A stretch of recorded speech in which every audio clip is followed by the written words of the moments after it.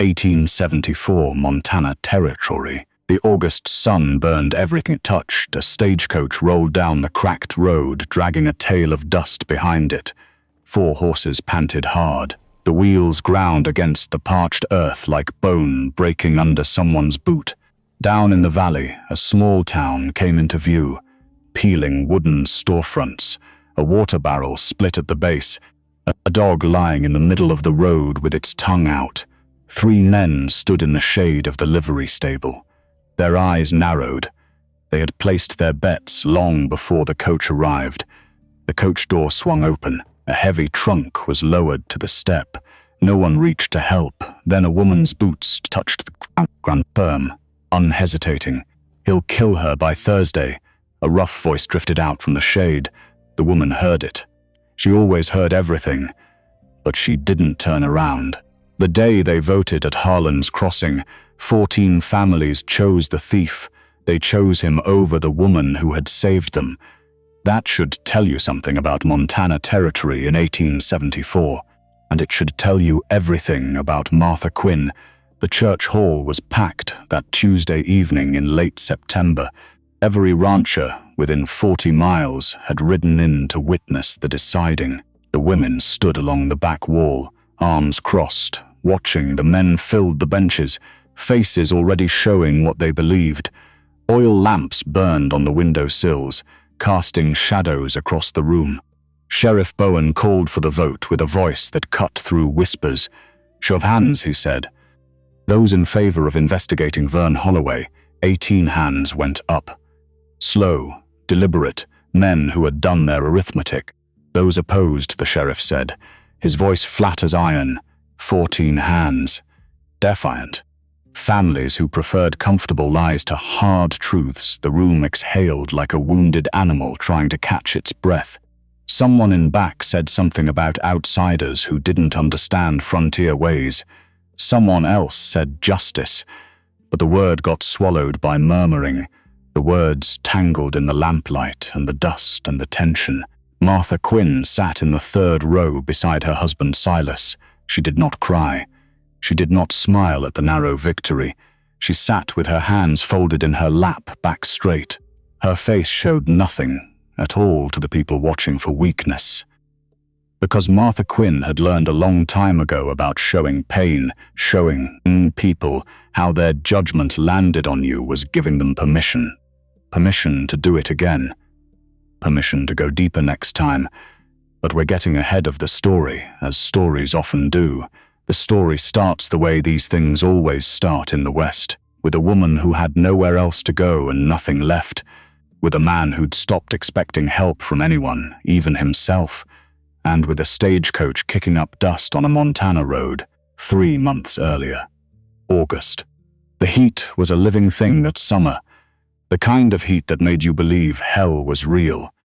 The stagecoach arrived in Harlan's crossing on a Tuesday at noon.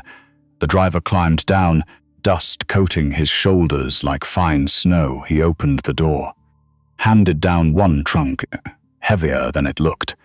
And then Martha Quinn stepped out into the full weight of judgment. She was 38 years old. She was not small, not delicate. She had stopped apologizing for that when she was 16 years old. Apologizing only made people feel entitled to comment more. She'd learned. She wore a dark traveling dress that had been respectable in St. Louis. Here it was merely functional. Her hair was pinned back severely. Her face was sun-flushed from the coach ride, collar damp with sweat. She did not look like salvation arriving on the afternoon stages. She did not look like anything the men had been expecting. 3 of them stood there in the shade of the livery stable, watching, the way men watch when they've already made their bets, just waiting to see how quickly they'll collect their winnings. "He'll kill her by Thursday," said the one in red suspenders, not bothering to lower his voice or show any decent human restraint. "Nah," said the one beside him, squinting against the noon glare. "It'll be the trail. That upper switchback don't forgive soft women." The 3rd man didn't say anything for a long measuring moment. He just watched Martha reach up and take her trunk from the driver without asking for help. The effort darkened her collar even more. The sun was already working against her in this new hard place. Then he said, quiet and certain, knowing how these things always went, "Boone'll send her back inside the week." Same as the others. Martha heard all three of them with ears that worked perfectly well. She had always had ears that worked perfectly well, unfortunately for her, which was one of the cruelties of her particular life thus far. She missed nothing. She filed it away. She kept walking forward. The town of Harlan's Crossing sat in a narrow valley below hills. Everything about it was exposed. The unpainted storefronts, the cracked water barrel, the women who stopped sweeping their porches to get a better look at the woman who'd stepped off the noon coach. Martha set the trunk down beside the coach, stepped carefully and deliberately. She took one slow breath of the baked air into her lungs. It tasted like dust and iron and something faintly green from hills, sage maybe, or dry grass dying slowly in the relentless August heat. She looked at the street. She looked at the faces watching her. Nobody looked away. They had no shame about their open staring here. She did not look away either. She met their stares with level eyes. "You'd be Martha Quinn." The voice came from her left side suddenly. It belonged to a woman of about 60, with iron grey hair. Hair pinned back so severely it seemed to hold her opinions in. She was standing in the doorway of a narrow wooden building. A hand-painted sign read, "Mercer Board's House, clean rooms, no credit." "I am," Martha said, her voice steady despite the watching eyes. "Ada Mercer." The woman did not extend her hand in any greeting. She assessed Martha the way a trader assesses livestock at market, thoroughly, without apology, and without cruelty either, which was something. It was the look of someone who'd learned sentimentality wasted precious time. "You're here for the Boone arrangement." Not a question, but a statement. "Yes, ma'am," Martha said, already tired but keeping her spine straight. "Come inside. You'll want water before you melt through the boards." Martha picked up her trunk. The woman held the door open. Inside the boarding house was dim and closed, but cooler than outside. The air smelled of lye soap and something frying in back. Ada Mercer poured water from a ceramic pitcher without being asked. She set the cup on the table in front of Martha. Martha lowered herself into the chair. Tried not to show her relief. "When does Mr. Boone arrive?" Martha asked after drinking half the cup. "He sent word he'd be here by 1 o'clock. Ada said. Ada sat across from her, folded her hands on the scarred table, looked at her directly with eyes that had seen too much pretending. "You read his advertisement," Ada said. Again, not really a question. "I did," Martha said, meeting those eyes without flinching or looking away. "Then you know what you're walking into here," Ada continued steadily, "a widower. 3 children. A cattle ranch in the hills. Work needing done." Ada's mouth pressed flat. A line appeared between her grey eyebrows. What the advertisement did not say, she told her without sugarcoating it, is that the ranch is behind on 2 years of debt, that the first Mrs. Boone died of a fever untreated too long, because Silas couldn't leave the cattle to ride for the doctor. She paused. Let that sink in. Let Martha understand what she meant. The woman after that came out on the same arrangement you did, a widow from Billings. She lasted 11 days before she walked out, walked back down the trail on foot, took the first coach east.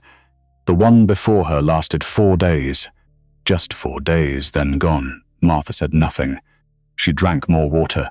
She listened without interrupting.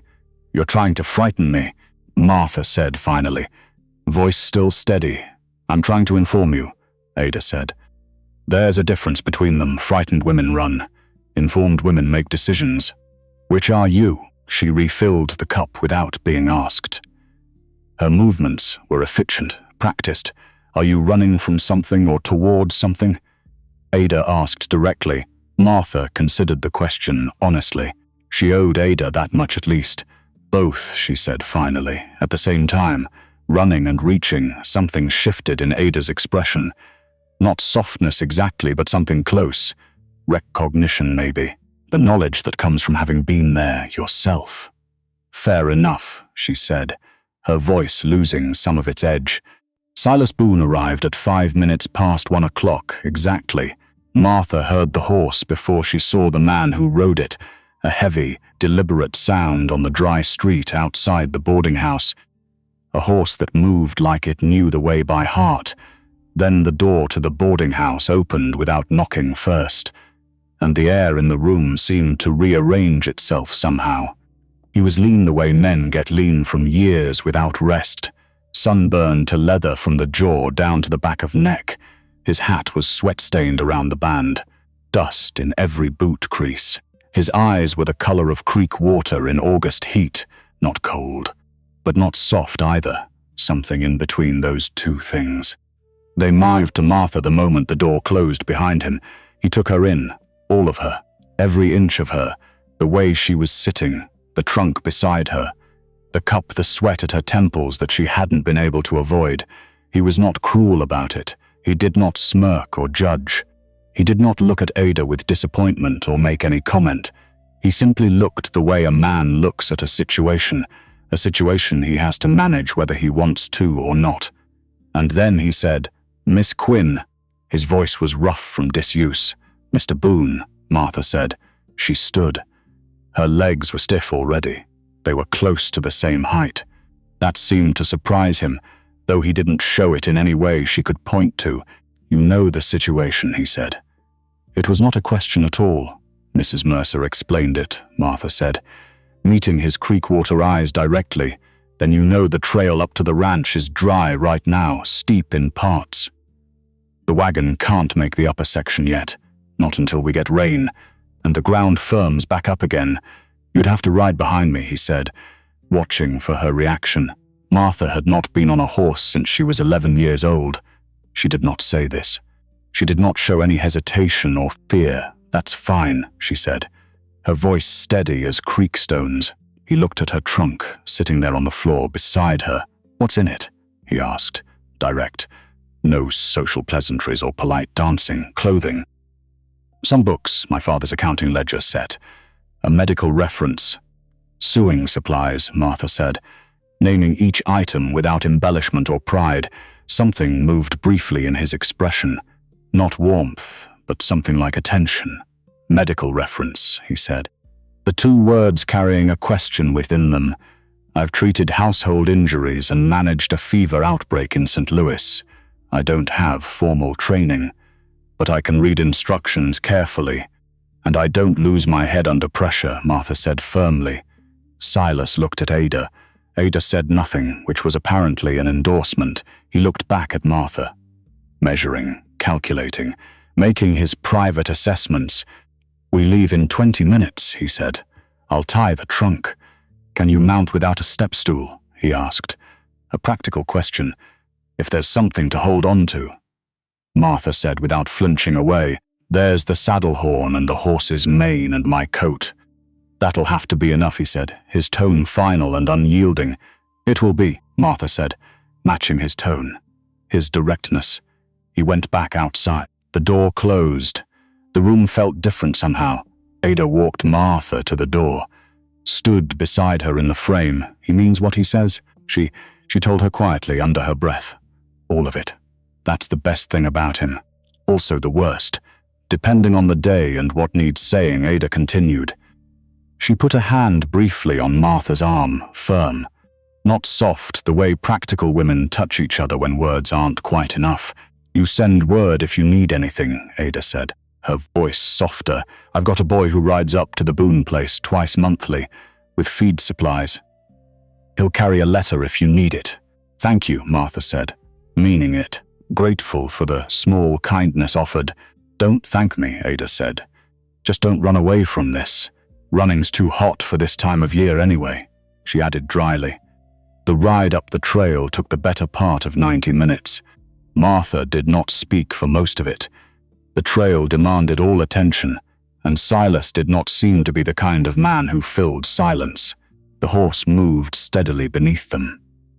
Sure-footed, knowing the way, the sun hammered at her back and shoulders without any mercy whatsoever.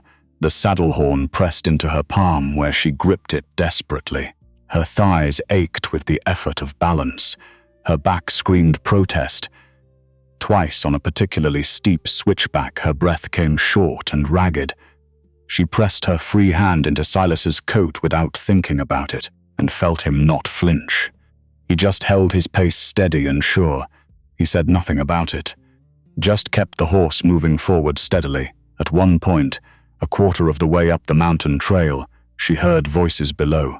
2 men on horseback taking the lower trail. One of them called up to Silas in a voice meant to carry. "Boone, that the new wife?" The voice was mocking.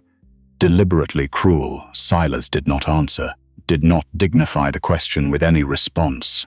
"Lord Almighty," the voice continued. "She about as big as the mountain she's climbing," the man finished, laughing at his joke. The laughter came up the hillside like something thrown at them. Martha's hand tightened on the coat. Her jaw locked, teeth clenched. She stared at the trail ahead, breathed through her nose carefully, said nothing, because she had been saying nothing about things like this for most of her adult life. And she knew exactly how. Silas pulled the reins slightly. The horse slowed, almost stopped. He half turned his head, not enough to look at her directly, and said in a voice too quiet to carry down the mountain, "Don't listen to Roy Mackett. He's behind on his own payments, and his wife left him in March. Meanness is all he's got." Martha said nothing for a moment, let the words settle around her. Then she said, "Is that meant to make me feel better?" "No," Silas said, his voice still quiet, still controlled and measured. "It's meant to put him in accurate proportion. Nothing more." She didn't say anything to that either. But something loosened in her, just enough to breathe a little more evenly for the next minutes. The ranch came into view from above before they descended to it. Martha looked at it, did not let her face show what she thought. It was not the worst thing she'd seen in her life. It was also not the hopeful thing she'd been quietly holding inside. A picture built out of practical parts. A house needing organizing. A household that needed a person willing to work hard without complaining. What she saw was a house that had been fighting for years and was losing, slowly but certainly losing the fight against time. The fence on the south side sagged. The kitchen garden barely survived. The water barrel near the porch was cracked at the base badly, a dark stain of lost water underneath it. Precious water wasted. But the house was standing. The barn roof was intact and whole. There was a horse in the paddock, chickens moving in the yard, smoke coming from the kitchen chimney. Someone was trying, still trying. She held on to that small evidence of continued effort. 3 children were waiting on the porch when they arrived at last. Ellie stood at the front, arms crossed, jaw forward, ready for battle. So thoroughly imitating a man standing his ground, it was almost heartbreaking. If he hadn't also been so clearly ready to be hostile. Behind him, June sat on the top porch step carefully and watchfully, her hands folded in her lap, her eyes moving over Martha, constantly measuring, calculating, not ready to fly, but ready to fly instantly. And Benji, standing slightly behind Eli's shoulder like a shadow, was looking at Martha with an expression she recognized too well. The expression of a child who has learned wanting leads to disappointment, but who cannot fully stop wanting things despite all the lessons. Silas dismounted and tied the horse. His movements were efficient and practiced. He said without preamble, "This is Martha Quinn. She'll be staying here," Ellie said. "For how long?" His voice was flat, challenging, without quite challenging. Silas said, "For good, 2 words. Final as a door closing forever." Eli's arms stayed crossed. "That's what you said about the last one, Eli. 1 word. Flat as iron. A warning not to push further." Ellie's jaw worked, but he didn't say anything more after that. Martha stepped down from the horse. Her legs were stiff as wood. Her thighs screamed. She did not let any of it show anywhere. She straightened her skirt. She looked at Eli directly and steadily, not softly, not with the wide, pleading eyes of women seeking approval, but steadily. the way she had learned to look at men testing her. "You're right to be cautious," she said to him in a level voice. "I'd think less of you if you weren't," she added, meaning every word. She looked at June. "I won't pretend this is easy for anyone, or that any of you have to feel a certain way." She looked at Benji last, who was still half hidden behind Eli's shoulder. "My name is Martha. You can call me whatever feels right to you." "We don't have to settle that today," she said, giving them time. Nobody said anything. The silence stretched. The heat pressed down relentlessly. Silas handed her the trunk handle and said, "I'll show you the house." "I'd like to start with the kitchen," Martha said, surprising him slightly. He stopped. "Why the kitchen?" His voice was genuinely curious now. "Because it's 4 o'clock in the afternoon," Martha said simply and directly. "You've got 3 children, and whatever's on that stove has been there. Has been on it too long," she finished. She had smelled it. Something scorched and neglected. The smell had reached the porch steps. "If I know what I'm working with in there right now, I can have something edible on the table by 6 o'clock. Silas looked at her for one long moment with those creek eyes. Then he said, "Follow me," and turned toward the house. The kitchen was exactly as bad as she had expected it to be, and in 2 or 3 ways she hadn't expected at all somehow. A pot of something that had once been beans was blackened badly. The work surface was buried under tin plates and unwashed implements everywhere. Flies were investigating everything they shouldn't have been investigating at all. The pantry, when she opened it, had flour, salt pork, dried corn, a little sugar, and optimism, which was the least useful thing there. "Where do you keep the lard?" she asked. Already making mental calculations. "Second shelf. Behind the cornmeal," Silas said. Watching her work already. "Do you have eggs?" Martha asked, hoping. Eggs were versatile and quick. Chickens give about 6 a day right now. "June collects them." Martha turned to find June standing in the kitchen doorway, silently watching. She had followed without being asked. Was clearly deciding something important, whether to be defiant or curious about it. The decision hung there. 6 eggs, Martha said to her, not making it a command at all. "Could you show me where you keep them?" she asked politely and directly. June looked at her for a long moment, measuring, testing somehow. Then she pushed off the doorframe. Walked to the far kitchen corner. A small wicker basket sat on a low shelf covered with cloth. She pulled back the cloth. 6 eggs, neat as anything you'd see, arranged with obvious care.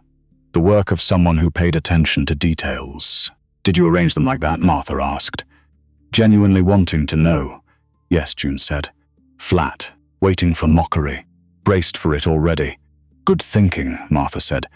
"They won't roll that way. Very smart." She turned back to the stove.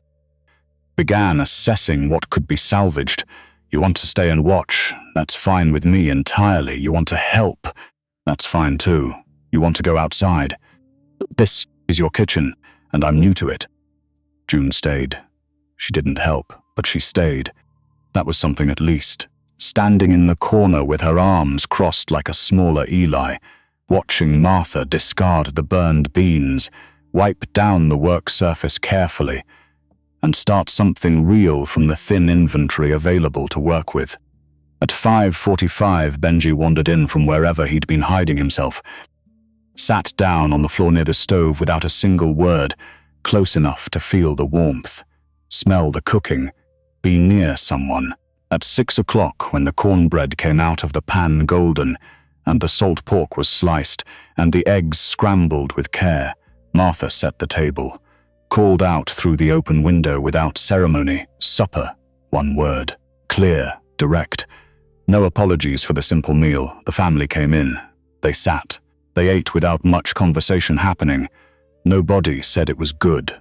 Nobody said anything much at all, really. But Benji had a second helping before his plate was halfway empty, and June did not leave the table when she was finished eating, and Eli ate everything on his plate, then looked at the pan, like he was calculating whether asking for more would cost him something he wasn't willing to pay. Some piece of his carefully constructed armor.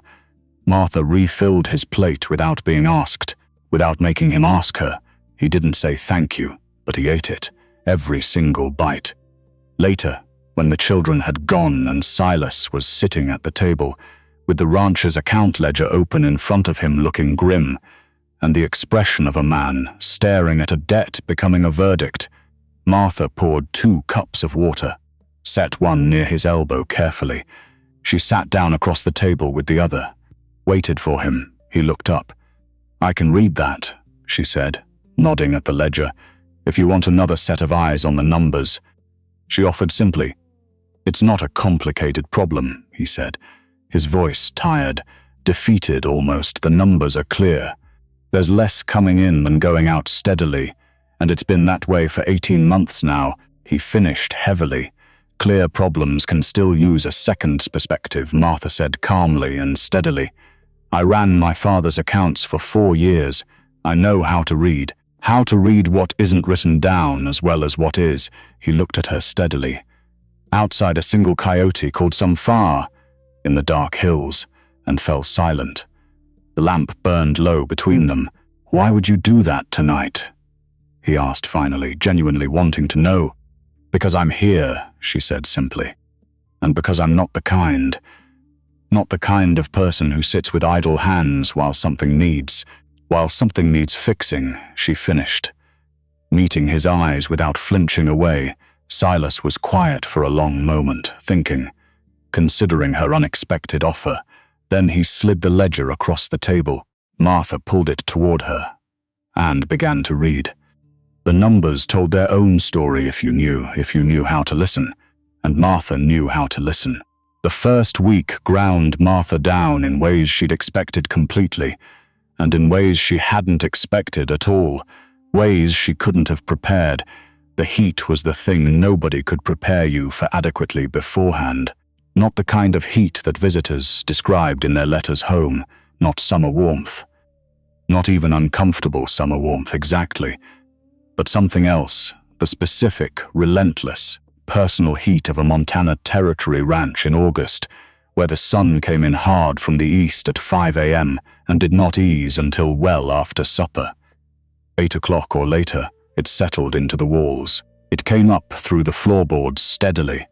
It turned every physical task into a negotiation with her own body, and her body, which had carried her through 38 years of opinions and its own stubborn endurance, was not young and not small either, and not built for conditions it had never been trained to handle. She sweated through her dress before 8 in the morning every day.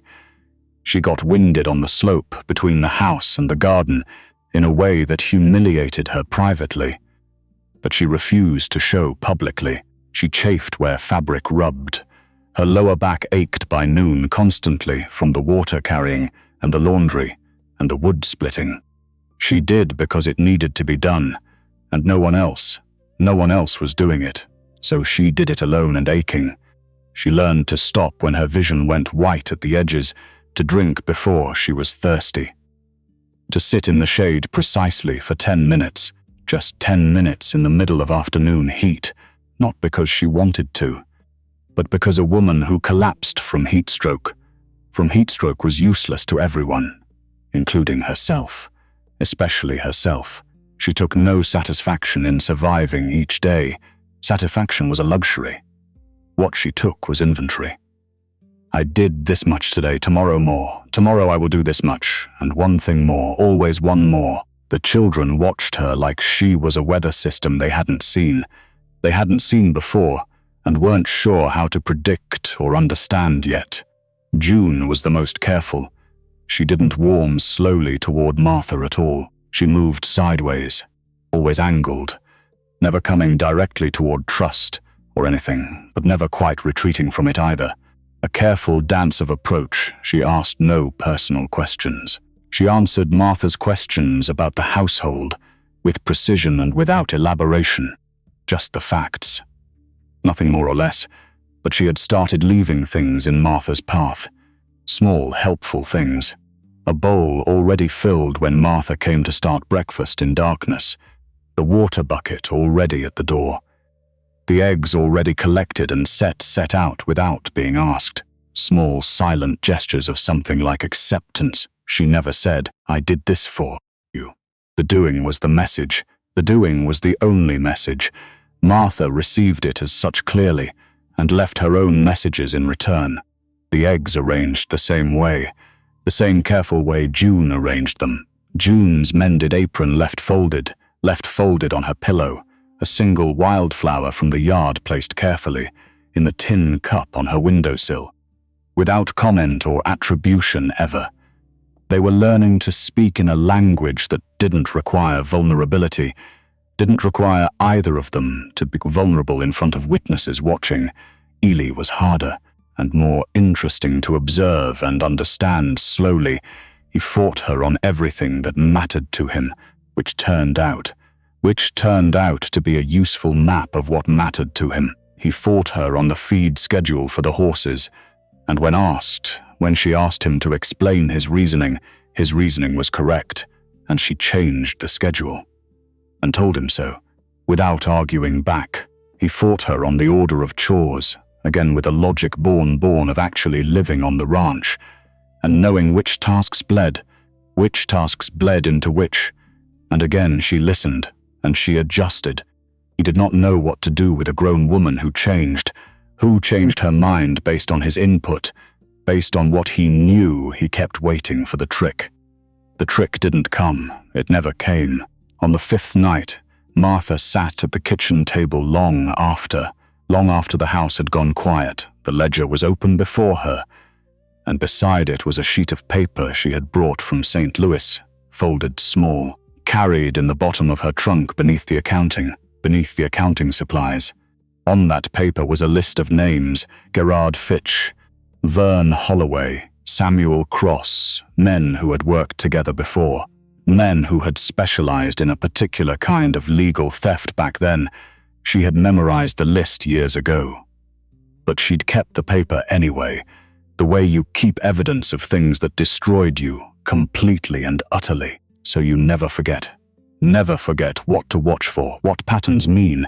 Now she compared the numbers in Silas's ledger to the pattern she'd seen before. Cattle weights, purchase prices, transaction dates listed, and there it was. The same discrepancy, the same frequency, 8%, give or take. Someone was shorting the weight on every transaction, and had been for at least 14 months based on what was recorded. Martha closed the ledger carefully. She did not know yet if it was Holloway. The broker's name was listed in the ledger clearly, but so were two others. She would need more information to be certain. She would need to see other ranchers' records.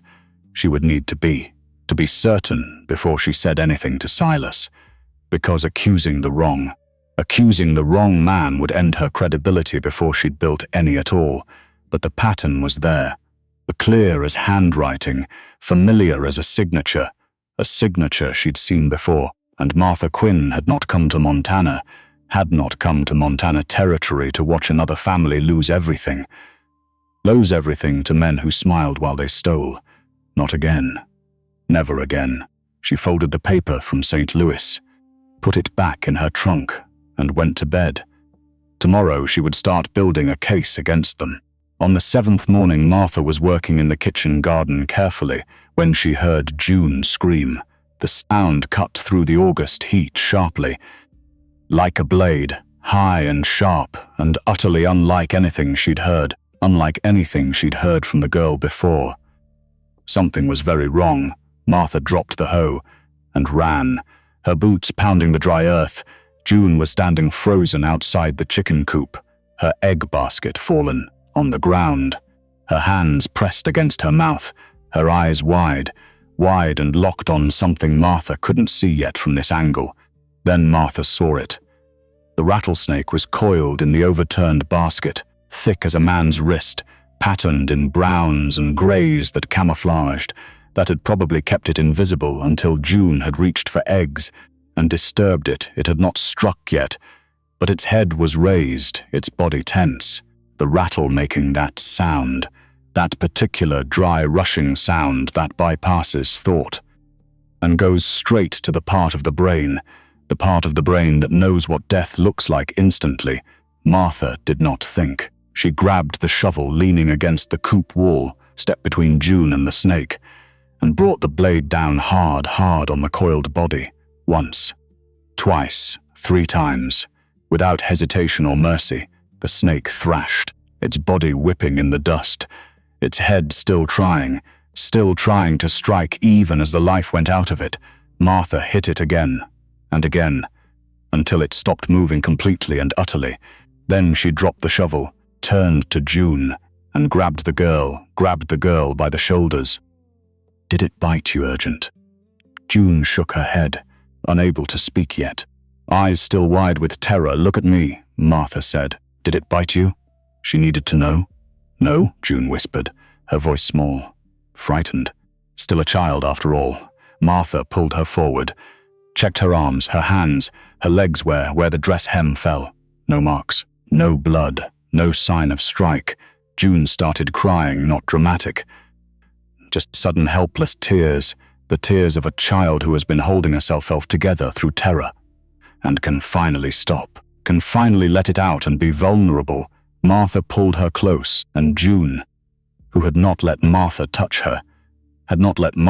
her in 7 days, did not pull away now. She pressed her face into Martha's shoulder and shook, let herself shake. Martha held her, one hand on the back of her head gently and firmly, the other around her thin shoulders, and did not say anything at all, because there was nothing to say, nothing that would make the fear go away faster than just letting it run its course through her body. Behind them she heard footsteps. Eli came around the corner of the house at a dead run, saw the dead snake, saw June in Martha's arms, stopped. "What happened?" His voice was sharp, scared. "Still a boy underneath, rattlesnake in the egg basket," Martha said. "Not letting go of June yet. It didn't bite her. She's all right. Just frightened," Martha said calmly. Eli stared at the snake, then at Martha, then back at the snake. He said. His voice was different, surprised, impressed even. "Yes," Martha said, simply, without pride or false modesty about the act. "You didn't even hesitate," he said, still staring, still processing what he'd seen. "There wasn't time to hesitate," Martha said. A simple statement of fact. He looked at her for a long moment, something moving behind his eyes, something that looked like he was recalculating an equation he'd thought he understood. Then he turned and walked back to the barn.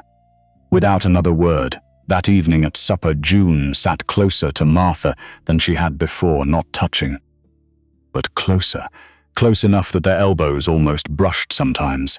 And when the meal was finished and the others had left the table, June stayed. She picked up her plate, carried it to the wash basin slowly, came back, and stood beside Martha's chair, not looking at her directly. "Thank you," she said quietly. "For the snake, for protecting me today." Martha looked up at her. "At this 9-year-old girl learning to trust. You're welcome," she said, simply, without making it bigger than it was. June nodded once, then went to her room, without saying anything more. But the next morning, when Martha came to the kitchen before sunrise, the water bucket was already filled. The eggs were already collected carefully, and there was a second wildflower in the tin cup on the windowsill. Martha understood. The sideways approach was over. June had decided something important. June had decided, and that decision would change everything that came after. On the 10th day, Martha made her first trip to town alone. Silas had ranch work that couldn't wait. Eli was helping with the fences. June was watching Benji, and the house needed supplies that couldn't be stretched. Martha took the wagon down the mountain trail in the early morning, before the heat became impossible. The descent was easier than the climb, though her hands still ached from gripping the reins. By the time she reached the valley floor, the town looked different from ground level than it had from the stagecoach that day. Smaller somehow, more exposed, The kind of town where everyone knew everything, knew your business before you'd finished conducting it. Nothing stayed private here. The general store sat at the center of the main street, dusty, Pearson's Mercantile. The sign was hand-painted and fading from sun and weather. Martha tied the wagon, went inside. The store was dim and cool, and smelled of coffee and leather, and the particular dust that accumulates. That accumulates in places where inventory doesn't turn over quickly enough ever. 3 women were standing near the fabric table. They stopped talking when Martha entered. Looked at her, did not smile, did not greet. Martha walked to the counter, gave Mr. Pearson her list, silently waited while he gathered the items. Paid in the coin Silas gave her. The women at the fabric table whispered. Martha ignored them completely and deliberately.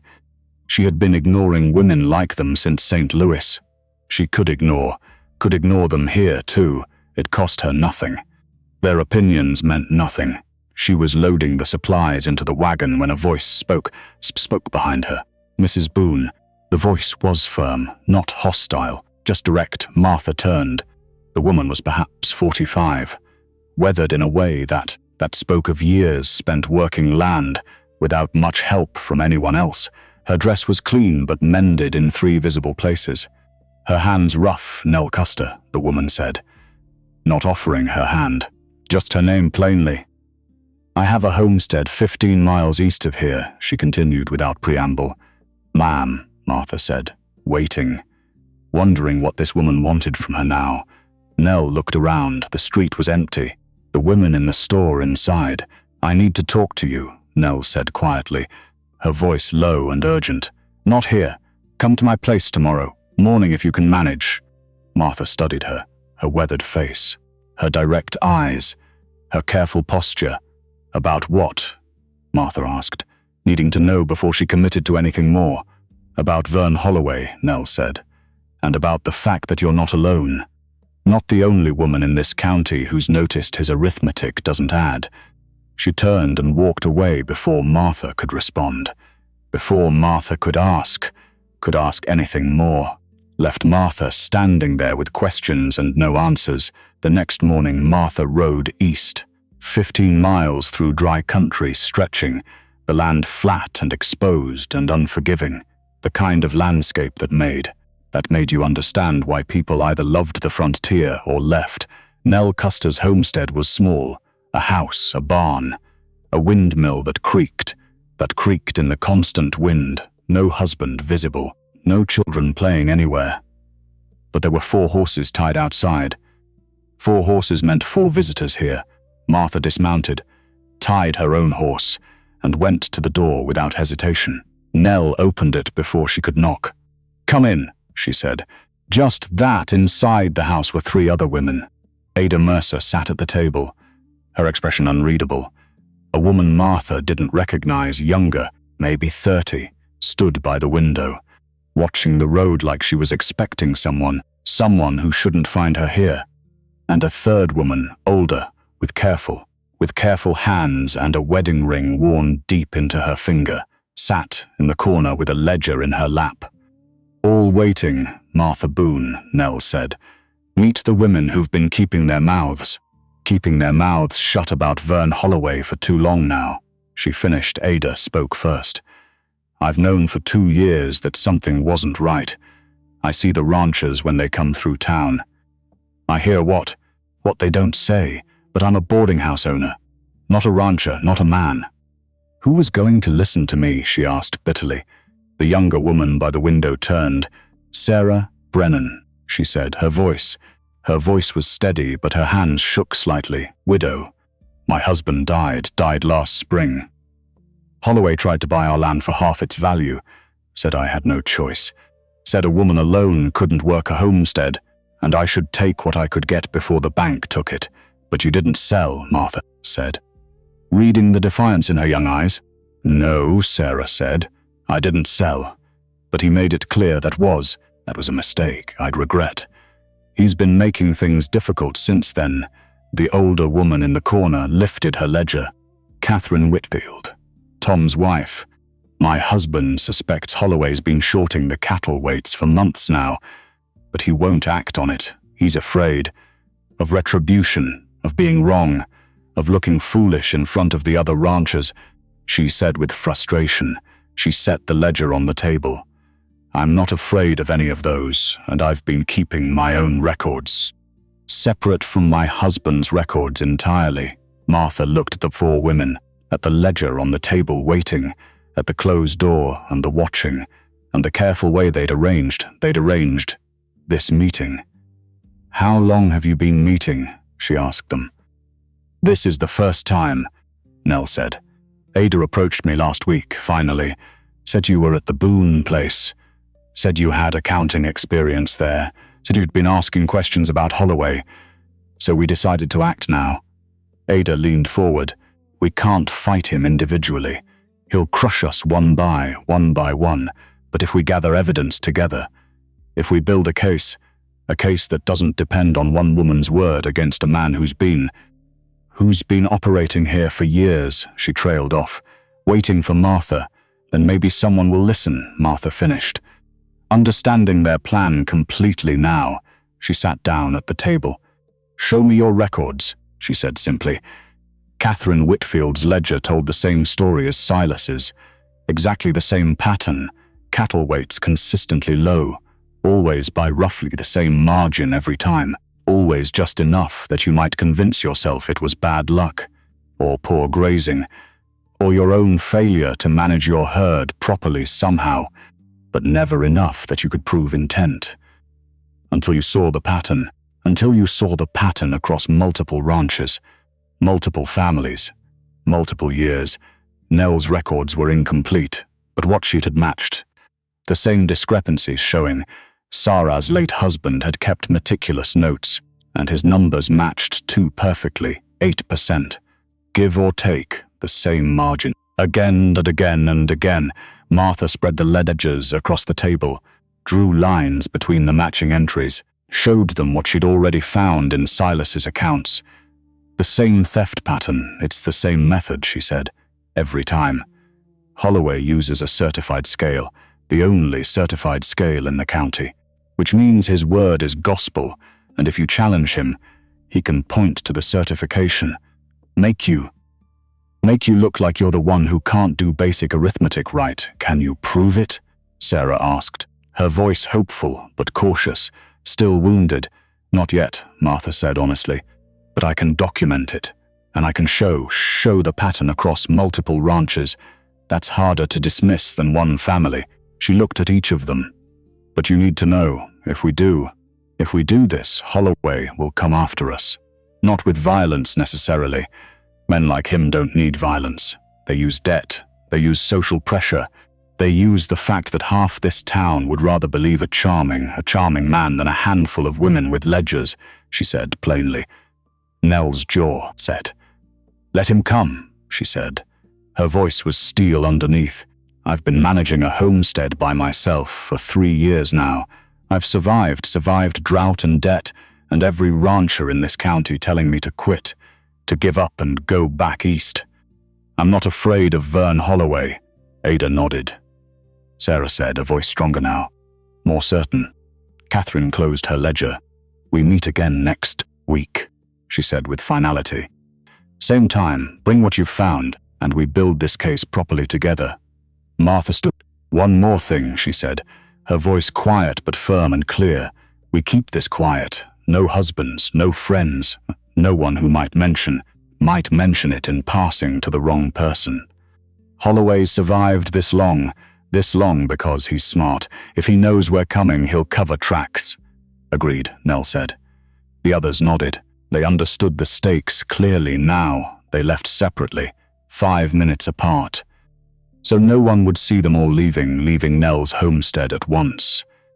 No one would connect them together yet. Martha rode back to the Boone ranch in the afternoon heat thinking about what Ada had said. Who was going to listen to me? But 4 women with matching ledgers from 4 different properties. That was harder. That was harder to ignore. That was evidence, not just one woman's complaint. 4 days later, Vern Holloway rode into the Boone ranch yard at midday. Martha was hanging laundry on the line behind the house when she heard the horse, heavy hoofbeats. Confident, the sound of someone who knew he was expected and welcome, who had no doubt of reception. She came around the side of the house with a wet sheet still in her hands and stopped. She knew that face, not well, not personally, but she knew it, St. Louis. 5 years ago, her father's office that day, the day Gerard Fitch had come with his contracts and his reassurances carefully, and his partner who sat quiet in the corner taking notes and watching. Vern Holloway had been that partner, younger then, less weathered by sun, but the same eyes, the same posture, the same way of sitting like he was observing something he already understood, and was simply waiting for everyone else to catch up. To understand what he already knew, Martha's hands tightened on the sheet. She had not come here chasing him exactly. She had not known he was here, but she recognized him. And recognition changed. Recognition changed everything, every calculation, every plan, every next move forward. Holloway was talking to Silas near the barn. Easy, friendly. The voice of a man delivering good news, revised terms, he was saying clearly. Better than what we discussed last month. The market's shifting and I can offer you a price that'll clear your debt with enough left over to get through winter without tightening your belt too much. Silas stood with his arms crossed, listening, not agreeing. But listening to terms, Martha walked toward them. Slowly, the sheet still in her hands like she'd been interrupted mid-chore. Both men turned to look at her approaching. Mr. Holloway, Silas said. This is Martha, introducing them simply. Holloway smiled, removed his hat. The picture of frontier courtesy and manners. Mrs. Boone, a pleasure, he said, his voice smooth. Too smooth. Practiced smoothness, Mr. Holloway, Martha said. She kept her voice neutral. Pleasant. The way women are taught to keep their voices when they're hiding thoughts. Can I offer you coffee? She asked, playing the role expected of her. That's kind of you, Holloway said. But I won't impose on your hospitality. I just came to deliver the new offer. Give Mr. Boone time to think. Time to think it over carefully before making any hasty decisions, he said. He handed Silas a folded paper. You'll find it's more than fair, he continued. Generous even. Given the current state of things out here, he added pointedly. He put his hat back on, tipped it toward Martha with false courtesy. Ma'am, then he mounted his horse and rode back down the trail slowly. Martha watched him go. She did not move until the dust had settled and the sound of hooves had faded completely from hearing.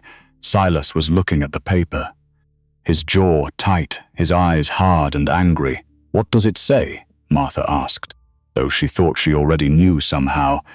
He's offering to buy the ranch outright, Silas said. His voice was flat now, for about 70% of what I paid for it 10 years ago, and he's calling that generous. Martha said, a statement of fact. He's calling it realistic, Silas said, bitterness creeping into his voice. Finally now, Silas folded the paper, put it in his pocket, looked at Martha directly.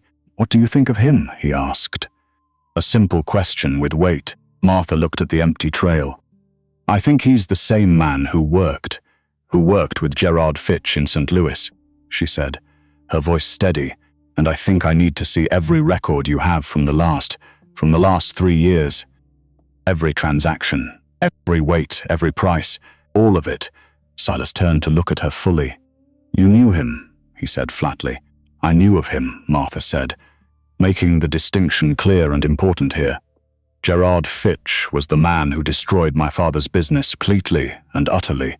Vern Holloway was his partner. I saw him once, in my father's office, taking notes while Fitch talked. While Fitch lied and smiled, she said bitterly. She met Silas's eyes. I didn't come here chasing him, but I recognize his methods. And if he's doing here what he did in Missouri, then your ranch isn't failing because you've mismanaged it at all, she continued. It's failing because someone's been stealing from you legally. One falsified measurement at a time, for months, maybe years. She finished, heavily. The silence between them was long. The heat pressed down. Cicadas screamed endlessly. Finally, Silas said, "Tonight, after the kids are asleep, I'll show you everything." "Everything," he repeated. A promise, a commitment, a decision made and final. On Saturday, Eli rode to town for supplies. He went alone as usual, the way he'd been going alone since his mother died 2 years before, shouldering responsibilities that should have belonged to a man twice his age. He tied his horse outside Pearson's mercantile, went inside, got what was needed, got what was on the list Martha had written out for him carefully. He was loading the sacks into his saddlebags when he heard the voice behind him. "Well, look at this, little Eli Boone." Playing man again, Ellie turned. Cole Holloway stood 10 feet away, 17 years old, bigger than Eli, bigger by 40 pounds and 4 inches. The kind of boy who'd learned early that size gave him license. That strength meant he could do whatever he wanted. Behind Cole were 2 of his friends watching, also bigger, also smirking, waiting for the show to start like spectators. Ellie said nothing. He turned back to his horse, kept loading supplies steadily. "I said, look at me," Cole said. His voice was louder now, more demanding. Ellie kept loading. Cole crossed the distance in 3 strides, shoved Eli hard enough that he stumbled against the horse. The horse shifted nervously away. "You deaf," Cole said, "or just stupid like your new fat cow of a mother?" The insult hung in the air, poison waiting to work. Eli's hands went still on the saddlebag strap. "She's not my mother," he said quietly, trying to keep control. "Trying not to let the anger show, no?" Cole laughed. The other boys laughed too, on cue, like trained dogs. "Then what is she, your pa's charity case?" "Whole town's been laughing about it, a big woman like that.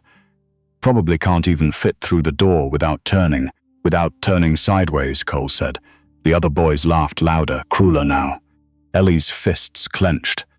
"What are you gonna do? Invading space? Defend her?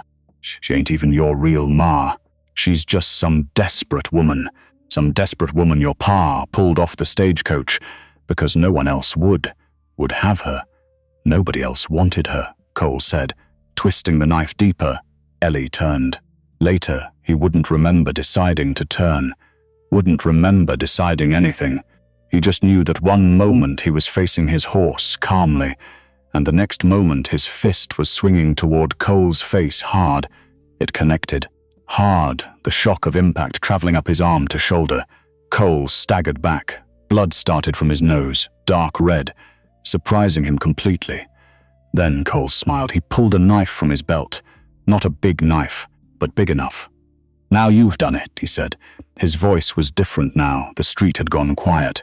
People watching from doorways. No one stepping forward, no one willing to intervene, to get involved. "To take a side here." Ellie looked at the knife, then at the pitchfork leaning against the mercantile wall 5 feet to his left. He could reach it quickly, could swing it, could probably put the tines through Cole before Cole got the knife in him. But then what? Then he'd be the Boone boy who stabbed the Holloway boy, and it wouldn't matter that Cole drew first. Wouldn't matter that Cole was bigger and armed already. It would only matter that Eli was the one still standing after. And Cole's father would make sure everyone knew exactly whose fault it was. Just like how Ma's death was Pa's fault for choosing cattle over calling the doctor. Just like how everything that went wrong was always someone's fault. Someone had to be blamed.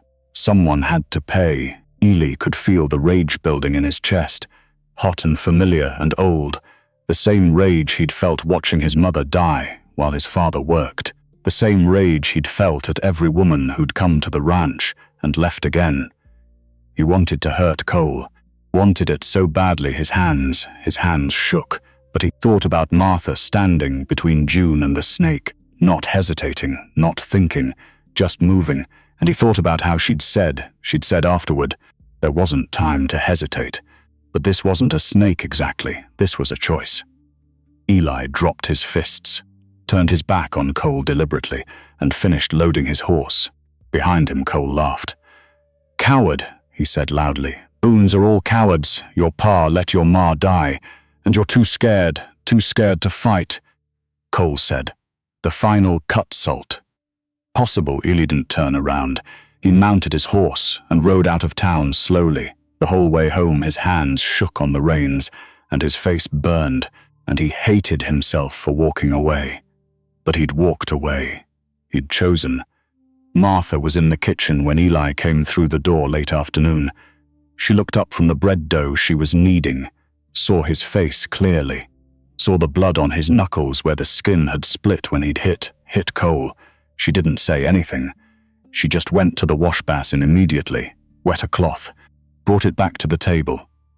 "Sit," she said simply. Ellie sat. She took his hand, started cleaning the blood away. The touch was firm, practical, not gentle, not harsh, just efficient. "Just what was needed? What happened?" she asked. Though she thought she already knew the answer somehow. "Nothing," Eli said. His voice was tight, controlled, barely holding back anger. "That's not nothing on your knuckles," Martha said, continuing to clean them carefully. Eli said nothing. Martha finished cleaning his hand, set the cloth aside neatly, looked at him directly. "Someone said something about me," she said, not asking. Eli's jaw worked. "He called you." He stopped. "He said things. I know what people say," Martha said. Her voice was calm, steady. "You don't have to fight them for me. I don't need you to fight." "I wanted to," Eli said, low, angry, the words forcing themselves out painfully. "He had a knife and I could have grabbed the pitchfork, and I wanted." He stopped, couldn't finish, couldn't say it, couldn't admit how close he'd come. Martha was quiet for a moment. "But you didn't," she said, simply stating fact. "No," Eli said. His voice was heavy, defeated, ashamed of his own restraint. "That took more strength," Martha said, looking at him, making him hear it. Eli looked up at her. "Walking away from him made me a coward," he said. "Walking away from a knife fight made you smart," Martha said, her voice firm. "There's a difference. Brave men die from knife fights. Smart men live to fight battles they can win, battles that matter. That changed things," she finished. She stood, went back to her bread dough, started kneading again with steady rhythm.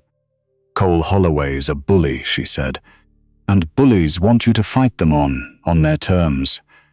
Because that's the only fight they know how to win ever. You didn't give him what he wanted. That's not cowardice, that's strategy instead."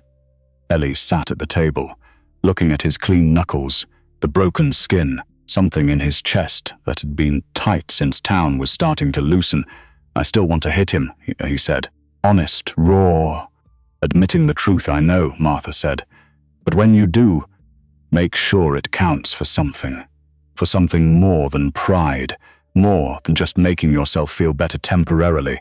That night at supper, Eli sat closer to Martha than he ever had, and when she refilled his plate without being asked, he said, "Thank you," quiet, almost too quiet to hear. But she heard it, and that was enough. On the 20th day, the sky changed. Martha felt it before she saw it, a shift in the air, the particular pressure of a Montana storm, a Montana summer storm building behind the hills, the quality of the light going strange, yellow-green above the western ridge, unnatural, threatening. Dangerous here. She was hanging wash when she felt it. She looked up and knew with the certainty of someone who had read enough about frontier weather to respect it, that this was not an ordinary afternoon storm at all. She dropped the sheet, walked to the barn. "Silas," she called, her voice urgent. He came out from the far stall, saw her face, looked past her shoulder at the sky. He needed half a second to understand lightning weather. He said, 2 words, flat, final. Knowing what it meant here, dry, Martha said. "The grass is," she didn't need to finish the sentence. "I know," he said. He was already moving, already planning. Already acting fast, Eli. His voice carried hard across the yard. Get the horses into the lower paddock. Now, the urgency was clear. No arguments, no questions, came out of the equipment shed at a run. Took one look at his father's face and the sky. Didn't ask questions. For the horses, Silas turned to Martha. Get the children inside fast. Keep the windows closed on the west side. If you smell smoke, I know what to do, she said, cutting him off. No time for instructions. He went. She turned back to the house. June was already in the yard, arms wrapped around herself, looking at the sky with the face of a child who has seen what this kind of weather can do before. Martha crossed to her, put a hand on her shoulder. Firm. Not soft inside, she said. Help me close the shutters now. Move, June nodded. Where's Benji? June asked. Her voice was tight, scared, already knowing something wrong. Martha looked around the yard. No Benji. When did you last see him? He was by the wash, June said. He found a toad, he was. She stopped. Her face went white. He's still out there, she said flatly. Martha looked at the wash, the dry creek bed that ran along the south side of the ranch property, edged with scrub brush and rock, a child-sized place, a place a 6-year-old would go to sit with a toad when the adults were busy and nobody was watching. The sky to the west had gone the color of a bruise. Purple, black, threatening. Martha said, lock the west shutters. Keep the animals in. If Eli or your father comes back before I do, you tell them where I went. Tell them exactly where. Do you understand me? She asked firmly. I'll come with you, June started. Her voice was desperate, wanting to help. No. Martha looked at her with the full weight of every practical decision she'd made in the past 3 weeks. I need someone I trust in this house. That's you. Do you understand? June looked at her. For 1 second she was simply 9 years old and frightened and unable to move. Then she pulled herself straight. The same mechanics because Ely, the same armor, the same Boone family refusal to break apart where anyone could see. Go, she said. I've got it here, Martha went. She found the first sign 30 yards into the scrub quickly, a small boot print in the dry soil near the wash's edge here, pressed deep where he'd been crouching, then a broken weed stem, freshly snapped, then dropped in the dust beside a flat rock, a small cloth frog now, the one Benji slept with. The one he took everywhere. He would not have left it voluntarily. He'd gone in a hurry. Something had scared him. Martha looked at the wash. The ravine below it dropped steeply for about 12 feet before it leveled out in a shelf of rock and scrub, in dry weather, manageable. For a child who startled and slipped at the edge, not manageable at all. Benji, she called. She kept her voice measured, not panicked. Panic makes children freeze. Benji, it's Martha. I'm at the top.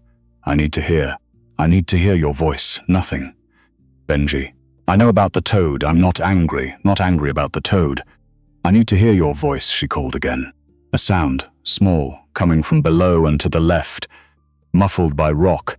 Martha, the voice was trying very hard not to cry, and not quite succeeding. I hear you, she said. Keep talking. I can't. My foot is caught between 2 rocks and I can't. His voice broke completely then. Are you hurt? Martha asked, needing to know. Needing to assess the situation fast. My ankle. It's not. I don't think it's bad, but I can't get it out. And the sky. His voice broke on that last word completely, because he had looked at the same sky she was looking at right now. And he was 6 years old, and he understood what it meant. What it meant, even if he didn't have the words for it yet. Martha did not think about the drop.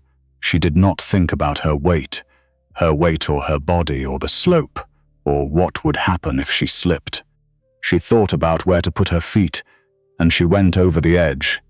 She went down on her side, using the scrub brush as handholds for leverage, testing each one before she committed weight to it. Her dress tore against a rock face, Her left palm blooded itself on a sharp edge there. She registered the pain and kept moving. Below her, the first trace of smoke. The first trace of smoke was rising from somewhere beyond the western fence line, not close yet, but there, present, real. Coming closer with every passing second, she found him on the shelf, wedged in a crevice between two tilted slabs of rock, not deep, not badly, but at an angle that had trapped his right foot and panicked him into stillness. Because struggling had made it tighter. He had tear tracks on his face. His hands were scraped. He had the cloth frog clenched in one fist like a lifeline to sanity. "Hey," Martha said, reaching him. Her voice dropped all the way down into the register she used for things that mattered. "Hey, I've got you now." "The smoke," Benji said. His voice was small, terrified, breaking completely apart. "I know about the smoke. Look at me. Not at the sky. Look at me." She waited until his eyes came to her face. "Good. Now relax your foot carefully. Don't pull. Just let it go soft. Trust me," she said, her voice steady. "It won't." Benji started. "Benji." She held his gaze. "Trust me. Please trust me." He went still. She worked her hands into the gap around his ankle carefully. The rock was rough. The angle was wrong. Her knuckles came back, bleeding badly.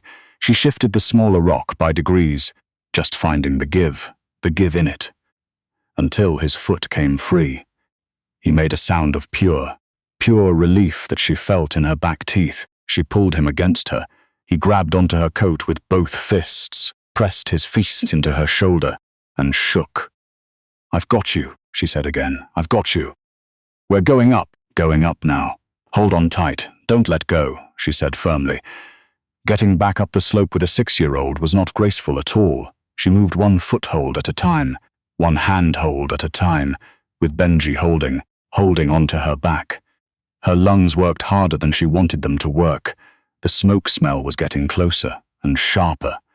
With every minute passing now, she tore the other side of her dress, lost a button, went up the steepest section on hands and knees, with Benji flattened against her back, and when they cleared the top, and she got her footing on level ground, she stood up and breathed, and did not let herself sit down yet, because sitting down was not the plan. "Walk," she said, her voice firm. "Can you walk on that ankle?" He tested it. "Yes," he said bravely. "Then walk." "Stay close," she said. They walked.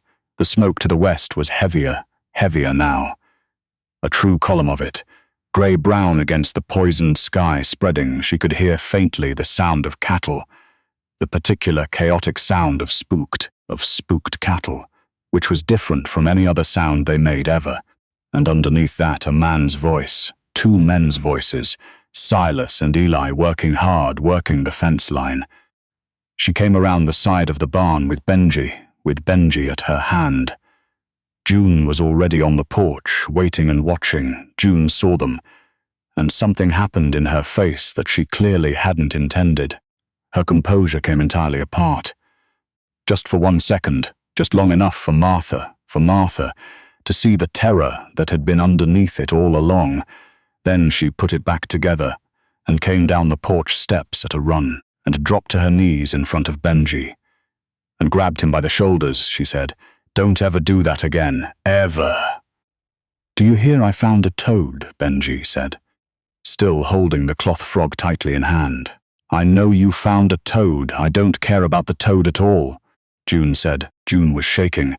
She pulled him into a hug that looked like it surprised both of them.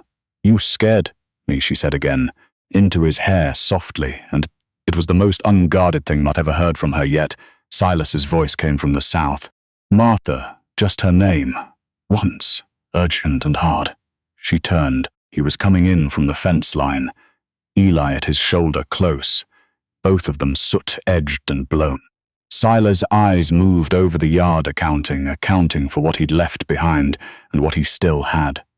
When they landed on her torn dress and her blooded hands, and Benji standing whole and upright between his sisters, his face did something she had not seen it do before. He crossed the yard in 12 strides fast, stopped in front of her, looked at her hands, looked at her face directly. He was breathing hard from the work, and the running, and something else harder to name. He was in the wash, she said. Foot caught in the rocks, he's fine. Ankle might be tender tomorrow. But he's fine now, she said. Silas looked at her for a long moment. His jaw worked the way it worked. The way it worked when he had something to say that didn't have a shape he knew how to give it. You went down that slope, Eli said. He was standing behind his father, looking at her with an expression she had never seen on him. Not the calculating watchfulness of a boy deciding whether to let someone in, but something wide open and undefended and very young by yourself, he said. His voice was filled with something like wonder and fear. Someone had to, she said, simply, as if it were the only option possible. Silas was still looking at her hands. We need to clean those, he said. Have you got the cattle line held? She asked, redirecting to what mattered now. He blinked, refocused with what looked like physical effort. West sections burned. Maybe 3 acres. Fires moving east, but we turned it at the gully. It's going to burn itself out before nightfall, he said. He looked at her hands again carefully. We need to clean those, he said. His voice was different, softer. Concerned deeply. We needed to eat first, she said. All of you have been working in the heat for 3 hours, and nobody's had anything since breakfast this morning. She turned toward the house. Silas said her name, just her name, once, quiet. She turned. He was standing at the foot of the porch steps looking up at her, sun dark and soot-marked, and stripped of every layer he'd been wearing since she arrived, every careful distance, every measured word gone. He looked like a man standing in front of a fact he hadn't been prepared to face. Thank you, he said, 2 words, plain as bread. Carrying about as much weight as the whole summer. You're welcome, she said, and went inside to cook. That night after the children were asleep and the smoke smell had thinned, Silas cleaned her hands with the kind of careful attention, careful wordless attention, that said more than he had ever said out loud. The letter arrived on a Tuesday morning. A rider came up the trail early, handed an envelope to Silas at the barn door. Waited while Silas read it once, then rode back down without a word, without any explanation. Silas folded the letter, came to the kitchen without expression showing anything, set it on the table in front of Martha. She read it carefully and slowly. It was from the Territorial Land Office in Billings. A formal inquiry happening, not a ruling, but an inquiry, which meant Holloway's complaint had found a sympathetic ear somewhere. The inquiry asked Silas to present evidence that the property arrangement was legitimate and that the documentation submitted by his wife, the letter used that word, wife, with no hesitation, was obtained through lawful means. Martha set the letter down.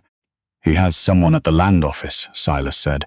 He always does, Martha said. She had expected this, just not quite this fast. Who signs the letter? She asked, needing to know the name. The connection point, deputy assessor named Collins. Out of Billings, reading the signature carefully. Is he known to anyone around here? Martha asked, thinking strategically, planning already. Silas thought. Tom Whitfield over at the Double Bar might know him well. Tom does business in Billings regularly, he added. Can you get to Tom before weekend? If I leave in an hour, Silas said, already reaching for his hat hanging. Martha was already folding the letter, adding it to her document folder carefully. Go, she said. I need to know if Collins has handled any other complaints that went Holloway's way. If there's a pattern with the office, that's a second front, more important than this one, she said, understanding the sticks. He came back at dusk with information, and a look on his face that told her the information was significant before he spoke a single word. Collins handled 3 complaints in the last 2 years, he said, sitting down heavily. sitting down at the table while Martha poured coffee. 2 ranchers and 1 homesteader here, all of them in disputes with the same cattle brokerage, he continued grimly. Holloway's operation, Martha said. Not a question.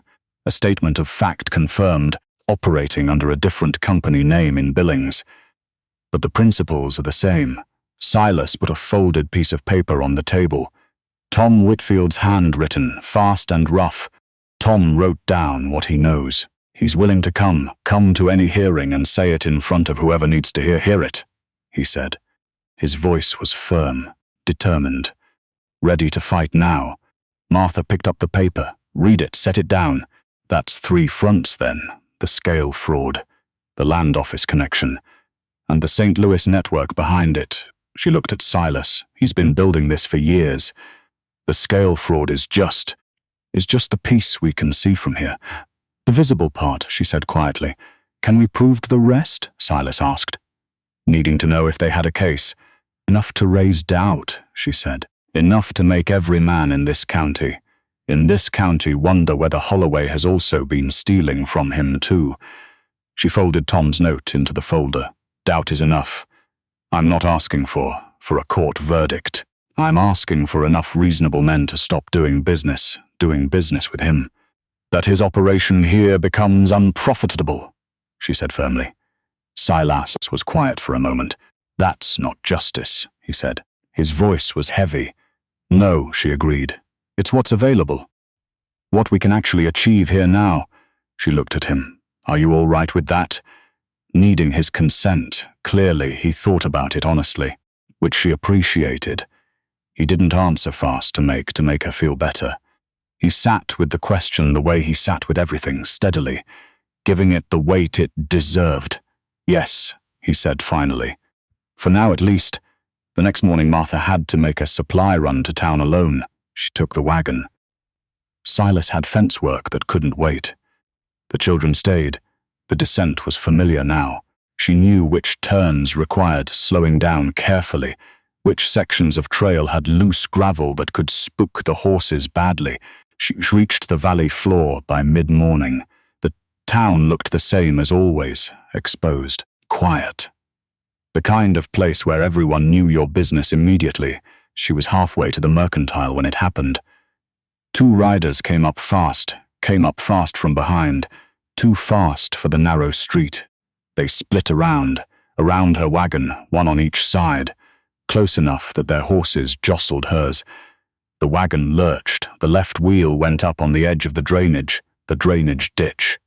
For one long moment Martha thought the whole thing was going over. Got the wheel back down somehow, got the horses under control. By the time she'd stopped shaking completely, the 2 riders were already at the far end of the street turning the corner, disappearing. But she'd seen their faces clearly enough to recognize them. 2 of Holloway's men, the ones who worked his yard there, who handled the cattle, who called out the weights while Holloway recorded them in his ledger. One of them looked back over his shoulder deliberately and smiled. Martha sat in the wagon for a long moment, her hands white on the reins, her ankle throbbing where she'd twisted it, bracing against the footboard. Then she climbed down, limped to the mercantile slowly and carefully, got what she needed, limped back and drove home, her ankle screaming protest. That evening Silas came back with more information from neighboring ranches visited.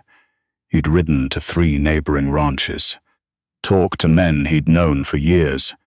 Men who were starting to ask their own questions about Holloway's arithmetic finally. Garrett's willing to testify, Silas said. So is Samuel Cross. They've both got records that show the same pattern we found, he continued. Setting papers down, he set a bundle of papers on the table. And Tom found something else important. He spread a map across the table. County survey. Lines and markers and sections. There was a railroad surveyor through here 3 months ago, Silas said carefully. Marking the primary route for the Northern Pacific expansion, he continued, his voice tight. He pointed to a line drawn across the map. This valley. Right here exactly. This is where they're planning to run the track, he said. The implication clear. Martha looked at the map. Then, at the list of properties Holloway had been acquiring, had been systematically acquiring through debt and foreclosure. The pattern clicked suddenly. Every property on Holloway's list sat along that survey line. Every single one. He's not trying to steal ranches because they're failing, Martha said slowly and carefully. He's trying to steal them because they're about to be worth 10 times their value. 10 times their current value the day the railroad comes through here, she finished. She looked up at Silas. He's known for 8 months.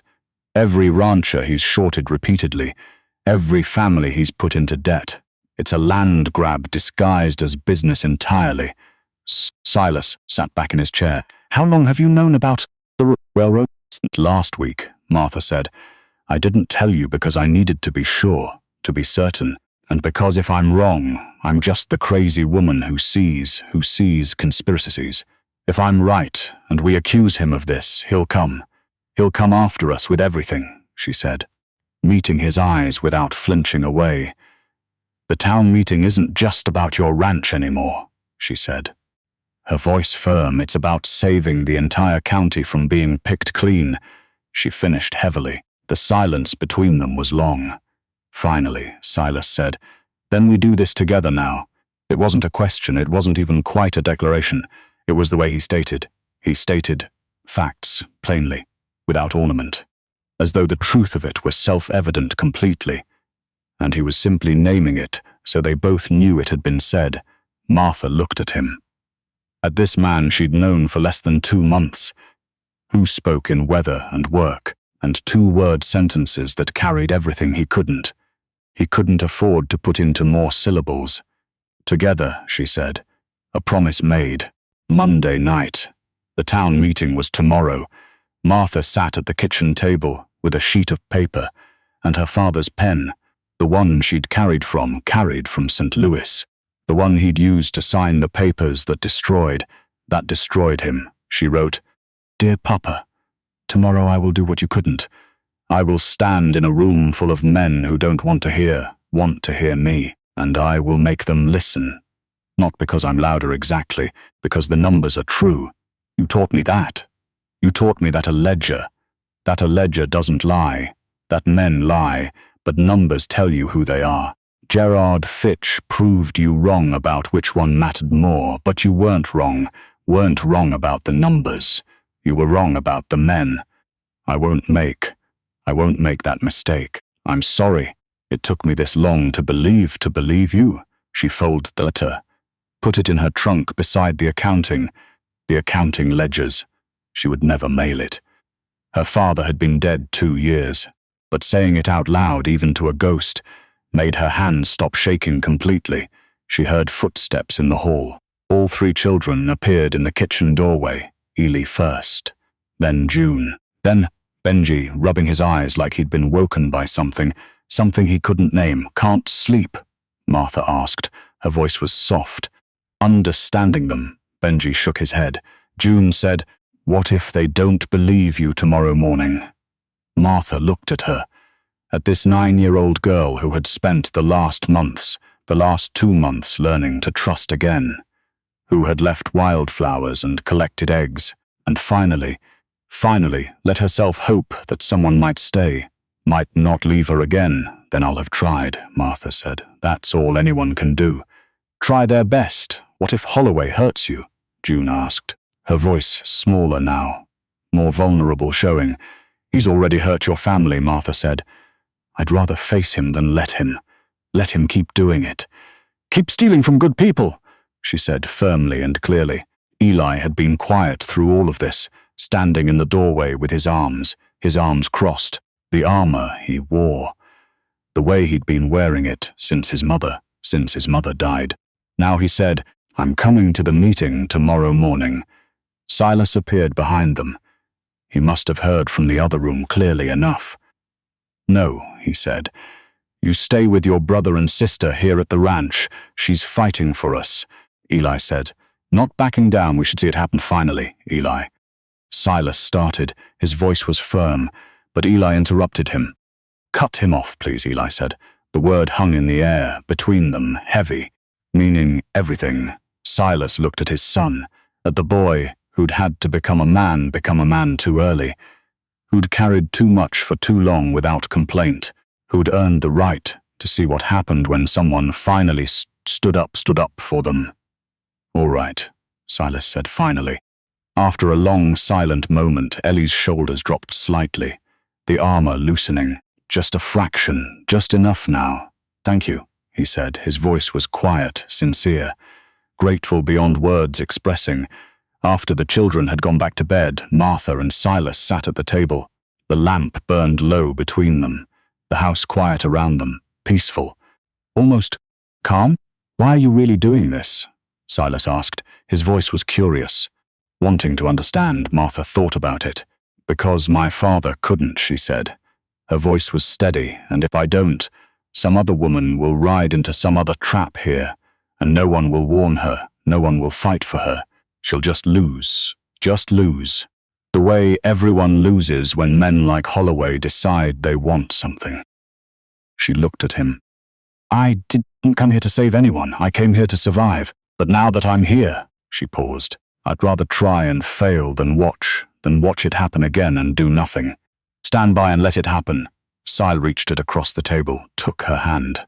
His palm was rough, calloused from years of work. "Warm. When you first arrived," he said, "was quiet. I calculated your chances. You saw me do it. Up at the yard when you dismounted, I saw," she said. She had seen it, had understood it, had accepted it. "I calculated wrong," he said. "I calculated based on what you looked like exactly. Not on what you were, not on who you were inside," he said heavily. He held her gaze. "I won't do it again. I won't make that mistake."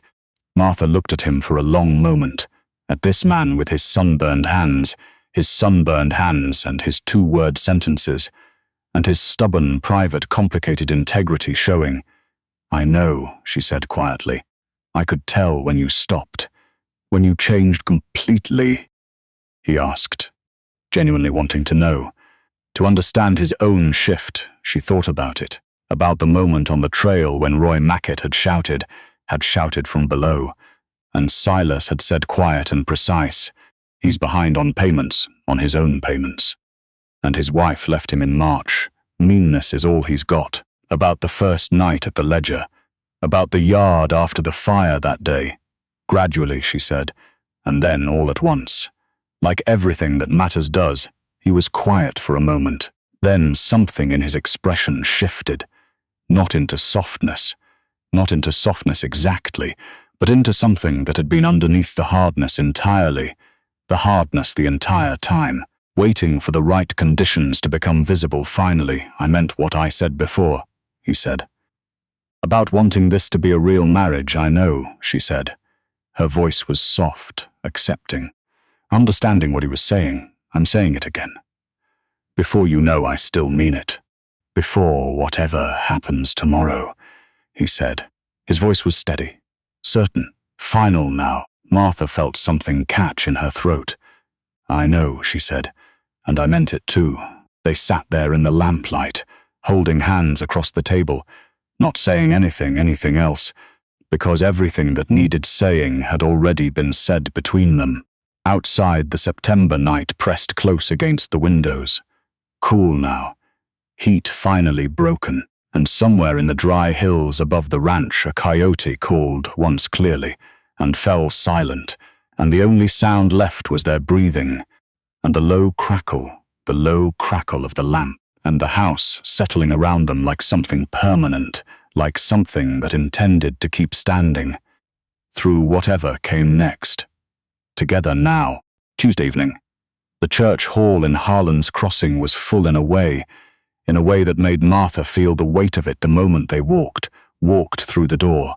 Not hostile exactly, or not only hostile, crowded with energy, with the particular energy of people who have come because they sense something being decided, and they want to witness the deciding, want to see it happen. Every rancher within 40 miles had ridden in, The women stood along the back wall. The men filled the benches. Oil lamps burned on window sills, casting long shadows across faces that had already made up their minds beforehand. Sheriff Bowen called the meeting to order. "We're here," he said, his voice carried, "to address a formal complaint filed by Vern Holloway against Silas Boone and his wife regarding allegations of fraud, falsified documentation, and interference with lawful business operations," he continued. He looked around the room. "Mr. Holloway has the floor first," he said flatly. Holloway stepped forwards, removed his hat. The picture of wounded dignity showing clearly. "Thank you, Sheriff," he said. "Gentlemen, ladies, I'll be brief." He was not brief. He spoke for 10 minutes about the integrity of the cattle trade here, about the importance of trust between brokers and ranchers, about how accusations made by someone with a documented history of financial scandal in Missouri, threatened the stability of every honest business in the territory.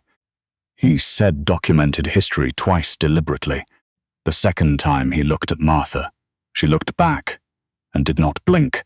Mrs. Boone arrived in this territory less than 3 months ago. Holloway continued smoothly. She came here under an arrangement, a practical arrangement, which is her right entirely, and Mr. Boone's right, and I have no quarrel with that, he said reasonably. He paused for effect. But she has brought with her accusations.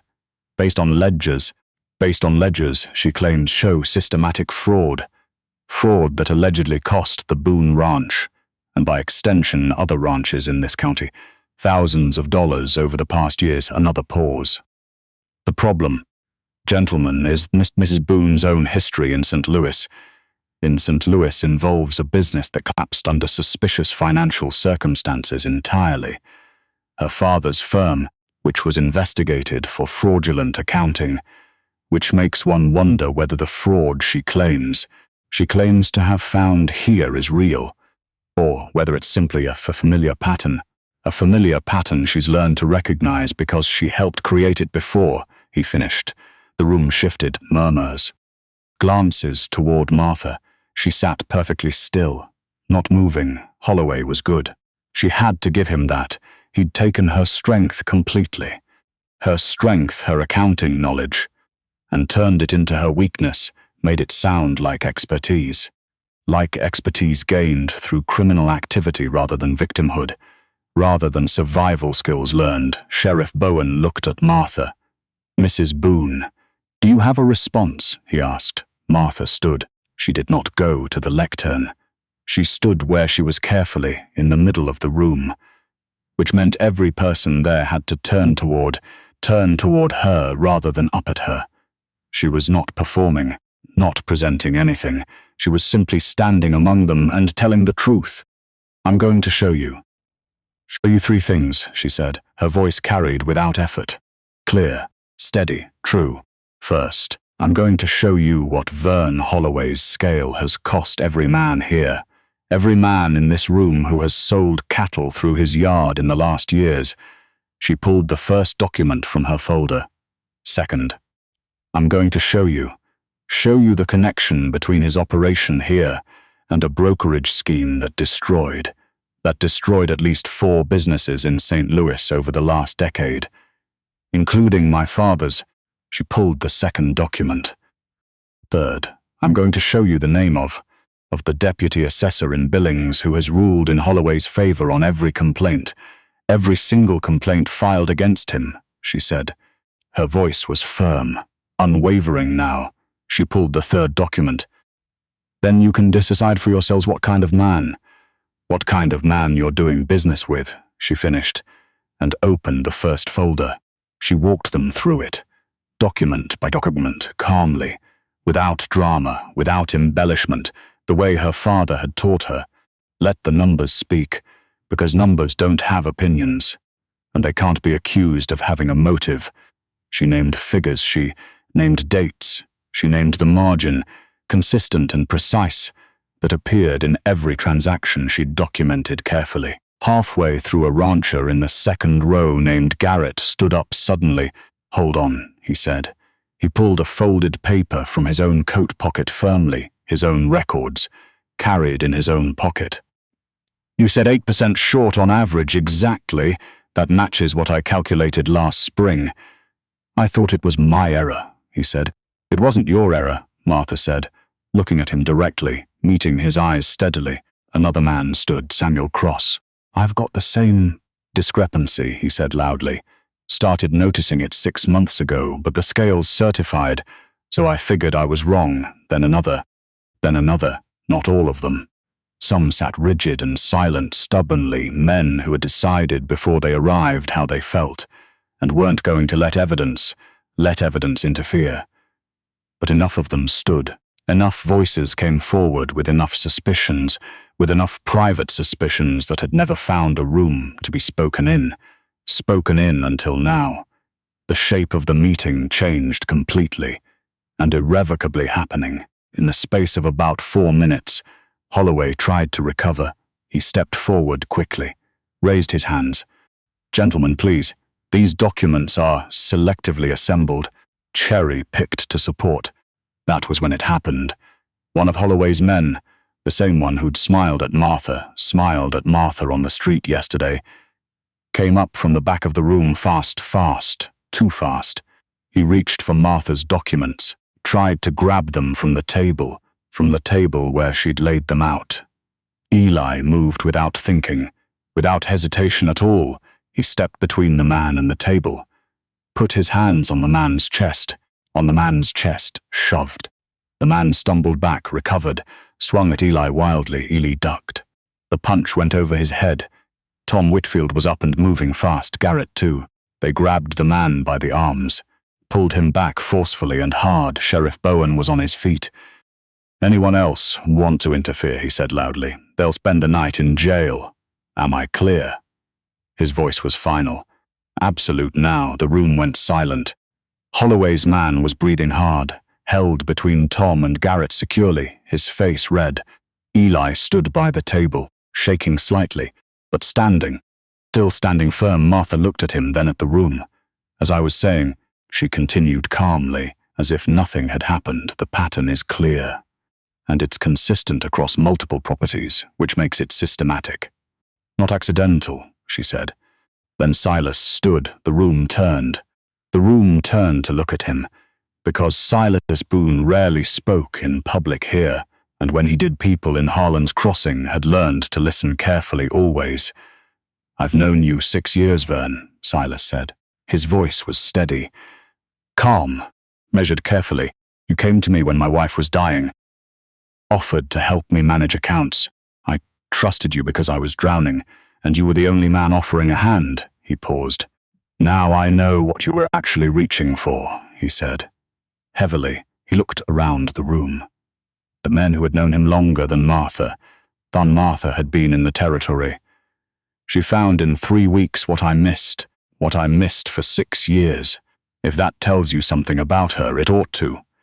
It ought to tell you something about me, too. I'm not an easy man to convince, he held the room's gaze. I'm convinced, he said. 2 words. Final, absolute truth. He sat down. The silence after that lasted about 10 seconds. Then Nell Custer stood from her place along the back wall. I need to say something, she said. Sheriff Bowen looked surprised, but he nodded. Nell walked to the front, faced the room. When Martha Quinn first came, she said, I said things to people. About what kind of woman answers a widower's advertisement. About her appearance, she admitted. The room was very still. Nell said, not about the general principle of caution. About her specifically. I thought desperate meant weak. That desperate meant she'd take any scraps she was given and be grateful. She continued steadily. She looked directly at Martha. Turns out desperate means you've got nothing left to lose, which makes you the most dangerous person in the room, she said, her voice firm. Then Ada Mercer stood. I came to this territory 32 years ago, she said, under the same arrangement Martha came under. I was 19.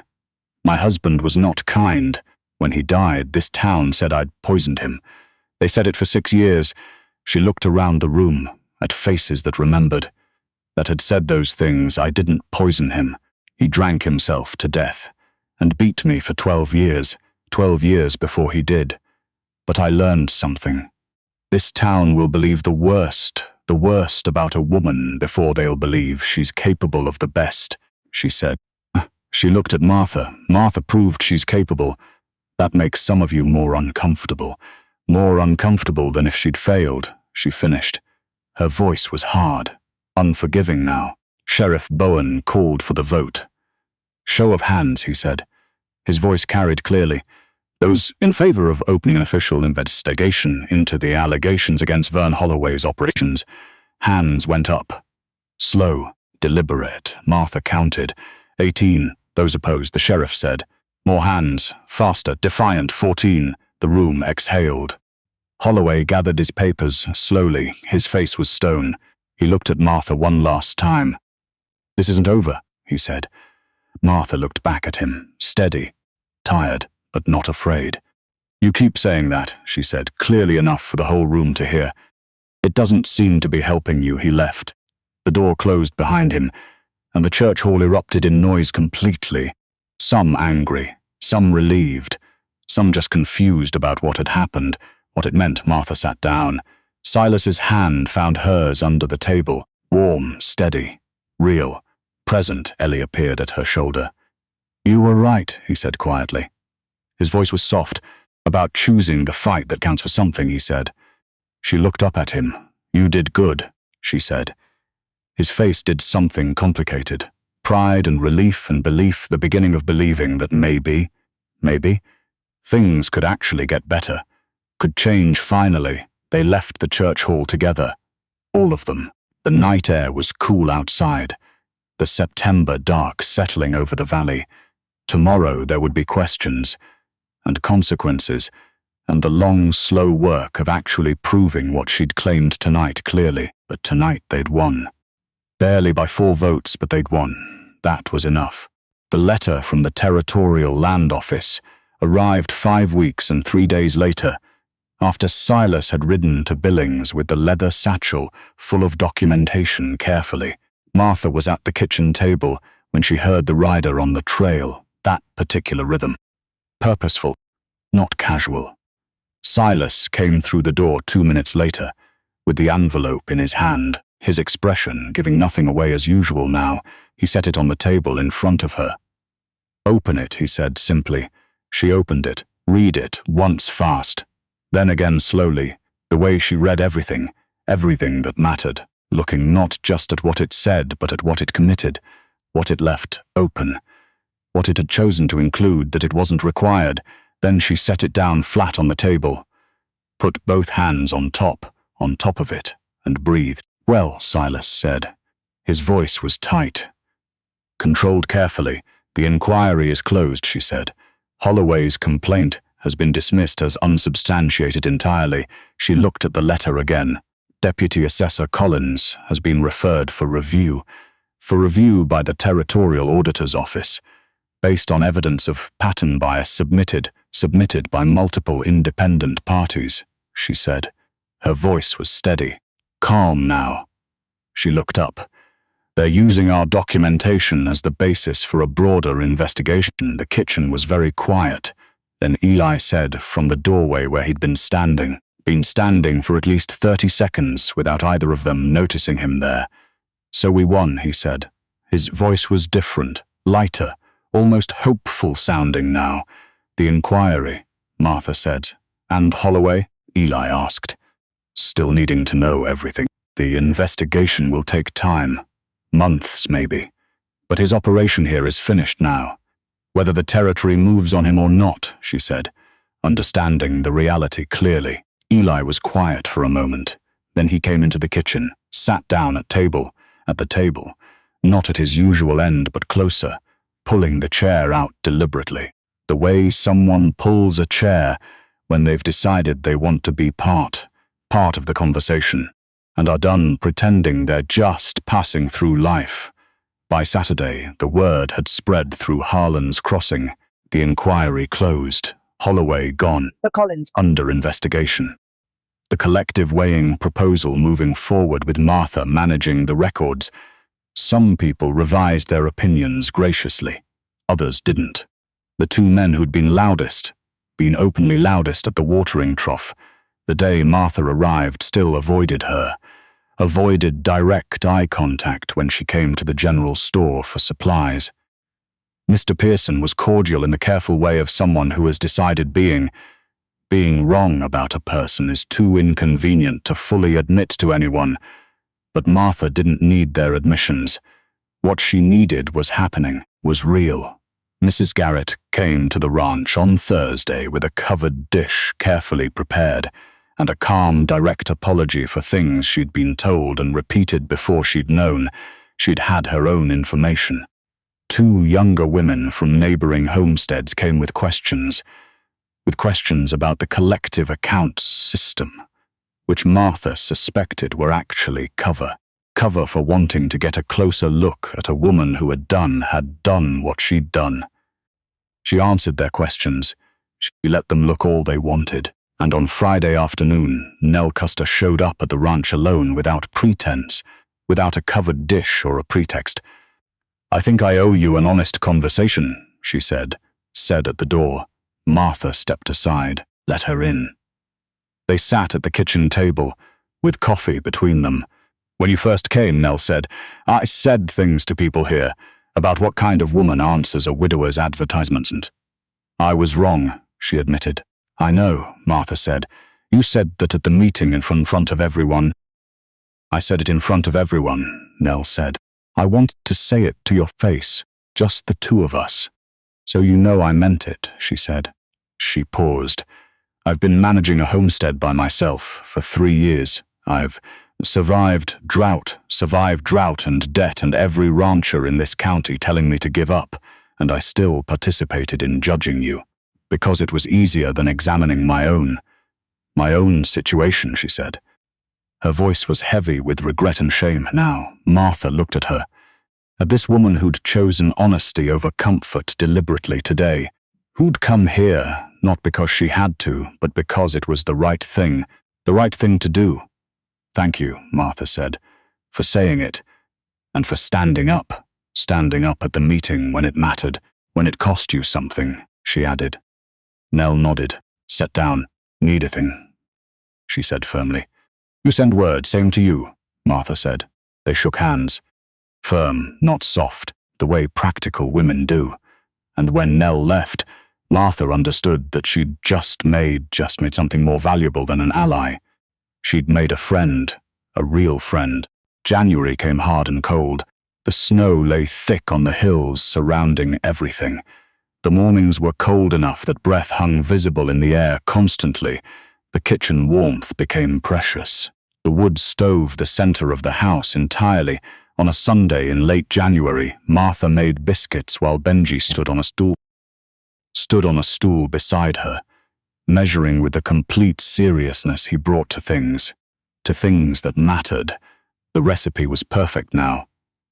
They'd practiced it over 7 Sundays, over 7 Sunday mornings, until it was the thing they measured everything else against. June sat at the table, correcting the spelling in a letter she was writing to Ada Mercer, who had become over the past months something that defied categorization. Not quite family, not quite friend. The particular thing that older women become to younger ones when they have done each other the honor of being honest. Ely was outside with Silas doing the thing they did on Sunday mornings. Sunday mornings now. The thing that had started 3 weeks after the fire and continued without either of them naming it, working side by side in a quiet that had changed its quality entirely from strangers to family now. Martha took the biscuits out of the pan, set them on the table carefully, called out through the window, "Come in, it's ready." They came in, stomping snow from their boots, filling the kitchen with cold air and noise and life, and the particular aliveness of a family that has earned its ordinary moments through struggle, through something that was not ordinary at all. They sat, they ate together peacefully. The biscuits were the same as always. the right amount of salt, the right heat. The recipe that Benji had helped perfect over weeks of careful practice together. Nobody said they were good.